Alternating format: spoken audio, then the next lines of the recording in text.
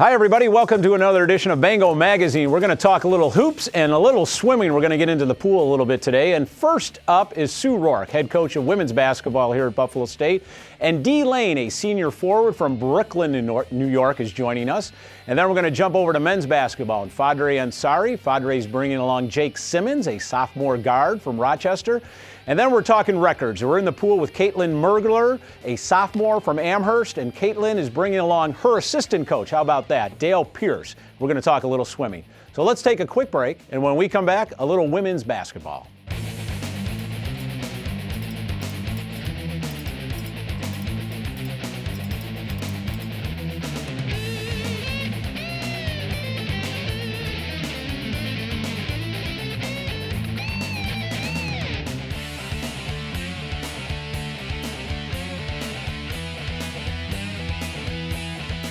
All right, let's talk a little hoops now. We're joined by the women's basketball team, Sue Roarke and Layne, and we've got great things to talk about because winners of 4 of the last 5, including, I believe, 3 straight. That's correct as I look at my notes. We jumped to 9-6 and 4-5 in the conference.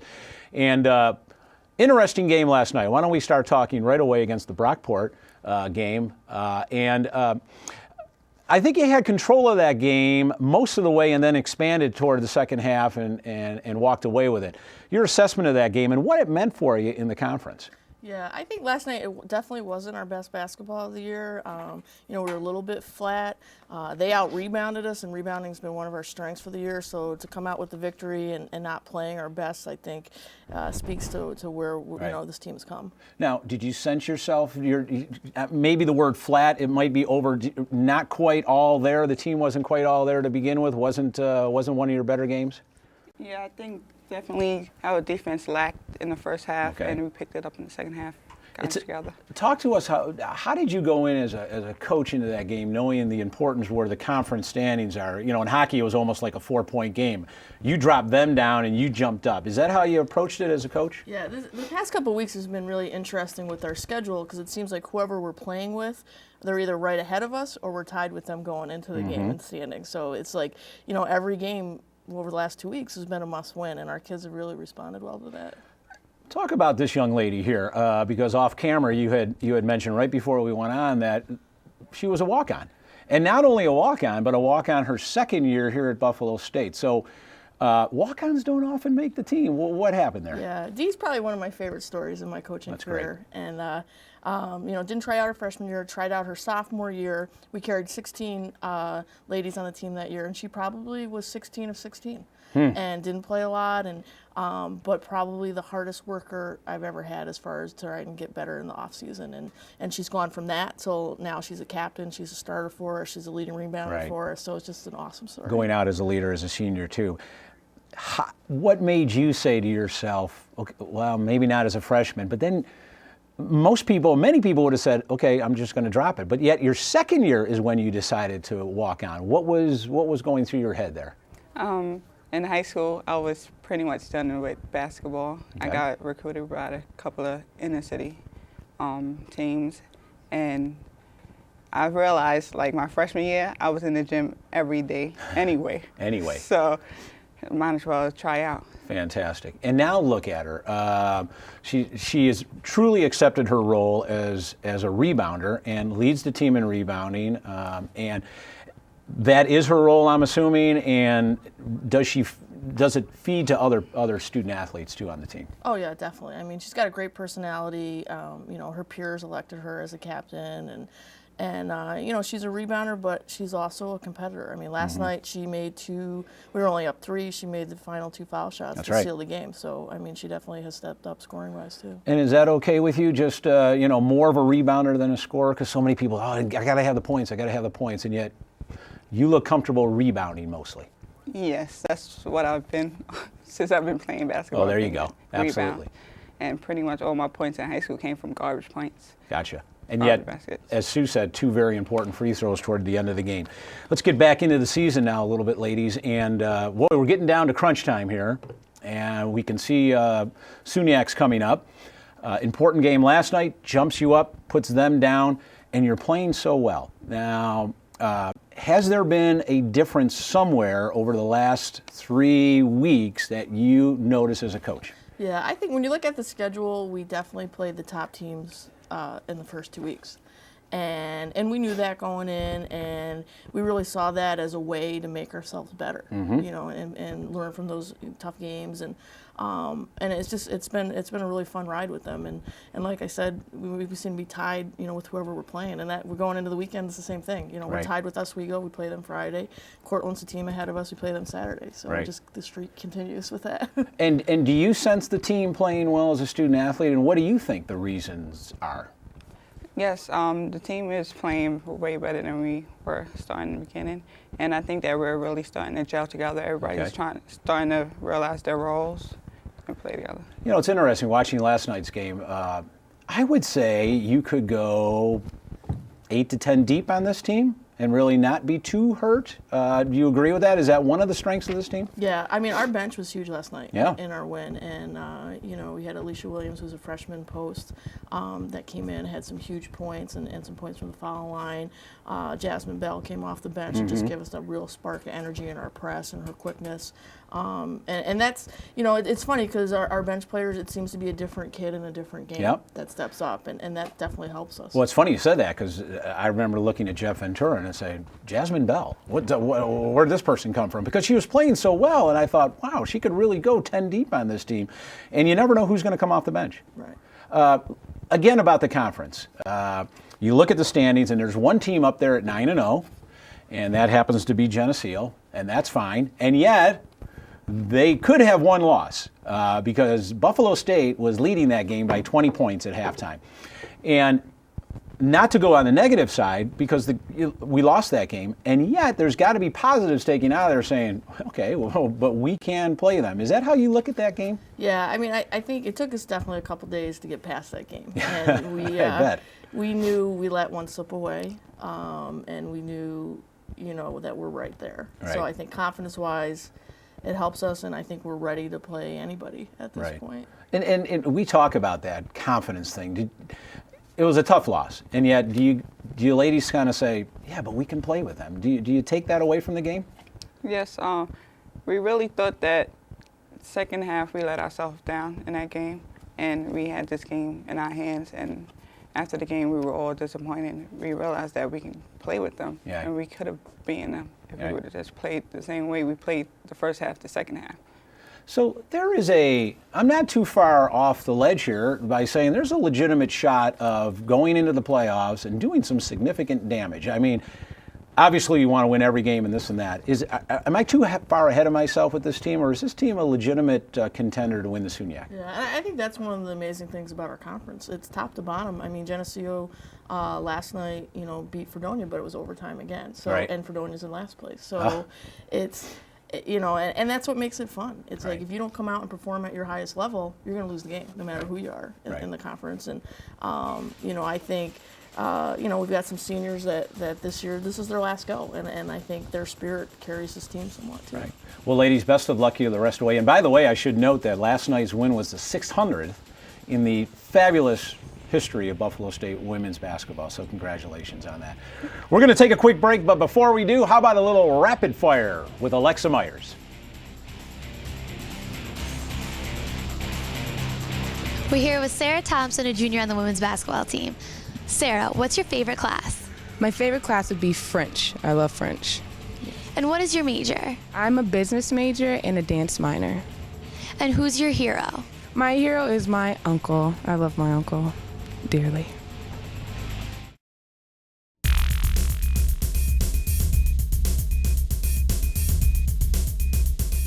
All right, let's keep talking hoops, and we're going to bring on the men's team, and Fajri Ansari joins us along with Jake Simmons from Rochester, a sophomore guard. Welcome, gentlemen. You know, talking off camera, how the two teams, men's and women's, are somewhat mirroring each other.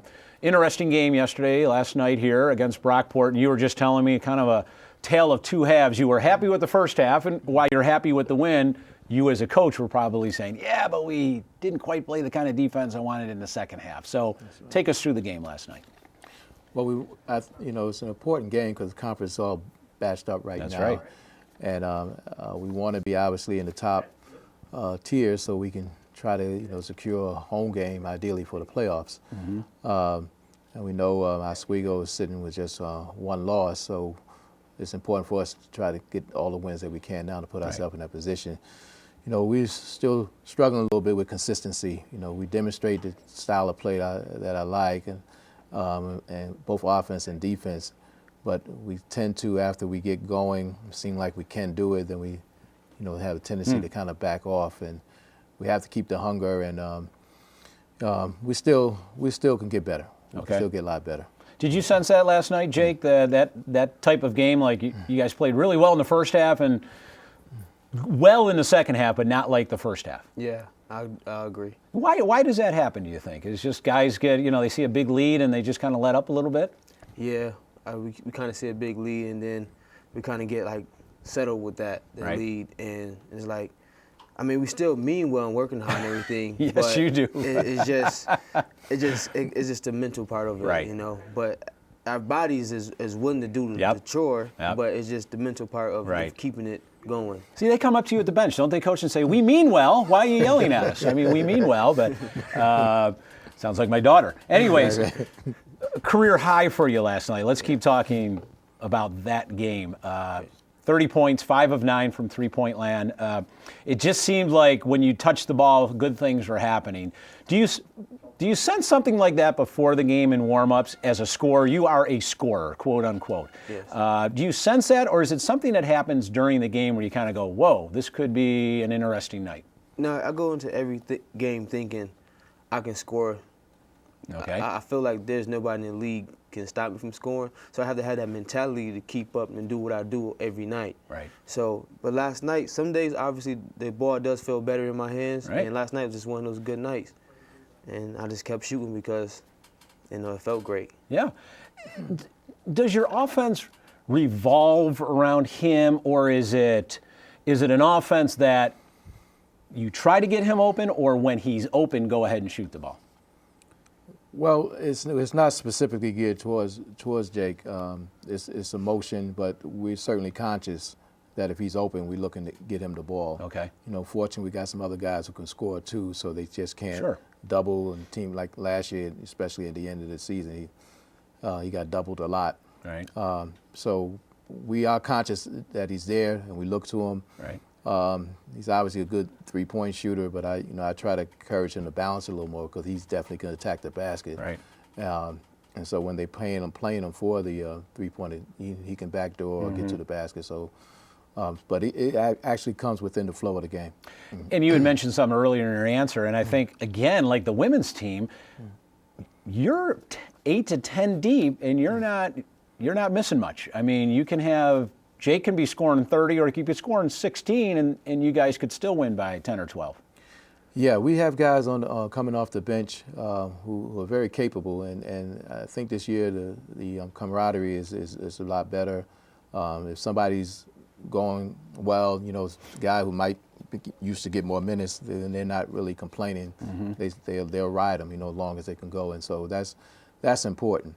But as Jake mentioned, it's just the consistency, and it's more of a mental challenge for us right now. And late game management, we had an early lead last night, and it's always a challenge when you get an early lead not to let up. Right. We want to run, we want a fast break, but when we don't have the break, let's work some half-court time, and that's where we struggle with, especially if you're already kind of used to scoring. Right, exactly. That's what happened to us at the Geneseo game.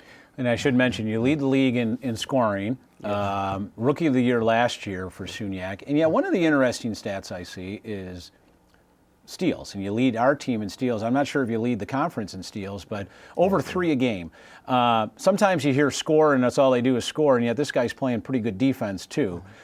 Is it something you work on that you're proud of? Quick hands, anticipation of where the ball's going? What all leads into that? Yeah, that was my biggest issue coming in here is to the school, not playing any defense or not playing any good defense, what I thought was good defense. Right. You meant well. Yeah, I did mean well. So it's more about working harder off the court, in practice and anticipating. And Coach always writes me about playing defense, better defense, and he knows I can play better defense. So he just stays on me about that, and I just keep working hard, and it just shows in the games. That's all it is. Absolutely. Well, let's talk about this conference now, as you guys get to crunch time.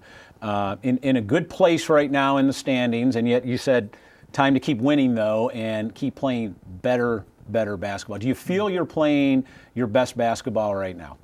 No, not yet. Okay. Not yet. There's still a lot of room to improve. Again, late game management, recognizing, score, recognizing situations.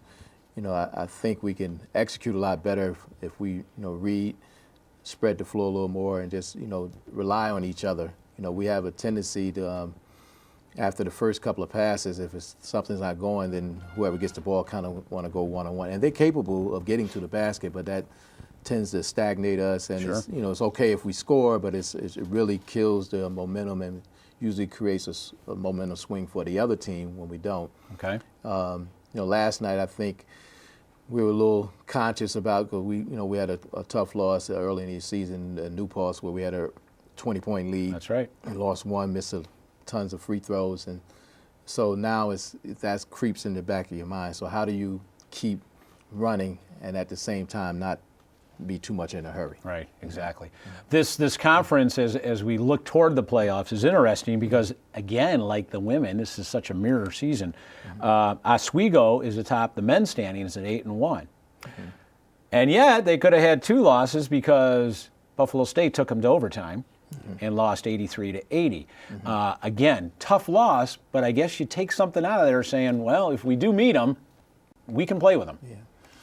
I always tell the team it's only a loss if you don't learn from it. There you go. I mean, it's the double loss if you get the L and you still didn't learn from it. So we're hoping when we meet them again that if we're in that situation, we won't let it go. Because we should have secured that win before the overtime, and then they already had the momentum going into late in the game and then overtime. So that was a tough loss for us. But we like our chances, with anyone in the conference. But it's such parity, and on any given night, especially on the road, and it's a tough conference. Absolutely. Well, gentlemen, thanks very much for being on the show. Congratulations on the win last night. Good luck this weekend. And we're going to take another quick break, but Alexa Myers is here again with another rapid fire. Thanks, Tom. Today we're here with freshman Jason. Jason, what are some hobbies you have? Hunting, fishing. That's about all I can think of off the top of my head. What are some of your pregame meals? Pre-game meals, I really don't eat anything different than I would eat normally, so I'm not real superstitious about that. And what's your favorite movie? I'm gonna have to say Joe Dirt.